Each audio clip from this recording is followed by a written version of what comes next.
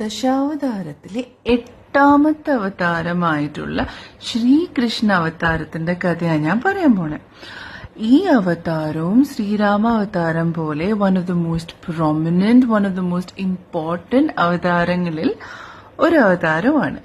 അത് മാത്രമല്ല, എന്റെ പേഴ്സണൽ ഫേവറേറ്റ് ആയതും കൊണ്ട് ശ്രീകൃഷ്ണ അവതാരത്തിന്റെ കഥ കുറച്ചും കൂടി നീളം ഉണ്ടാവും കേട്ടോ. ഇതും മൾട്ടിപ്പിൾ വീഡിയോസ് ആണ്. ശ്രീകൃഷ്ണ അവതാരത്തിന്റെ കഥ തുടങ്ങുന്നത് ദ്വാപര യുഗത്തിൽ കൃഷ്ണൻ ജനിക്കുന്നതിനും മുന്നെയാണ്.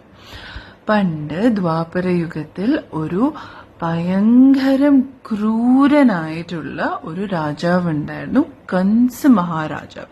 ഈ കംസ് മഹാരാജാവ് സ്വന്തം അച്ഛനായിട്ടുള്ള ഉഗ്രസേനനെ ജയിലില് ആക്കിയതിനു ശേഷം ഫോഴ്സ്ഫുള്ളി രാജ്യം കീഴടക്കലായിരുന്നു ചെയ്തത്. ഇയാള് അസുരന്മാരെക്കാളും ക്രൂരനായിരുന്നു എന്നാ പറഞ്ഞത്. പക്ഷേ കംസ മഹാരാജാവിന് അവരുടെ അനിയത്തിയുടെ സിസ്റ്റേഴ്സിനെ ഭയങ്കര ഇഷ്ടമായിരുന്നു. ഒരു സിസ്റ്റർ ആയിരുന്നു ദേവകി.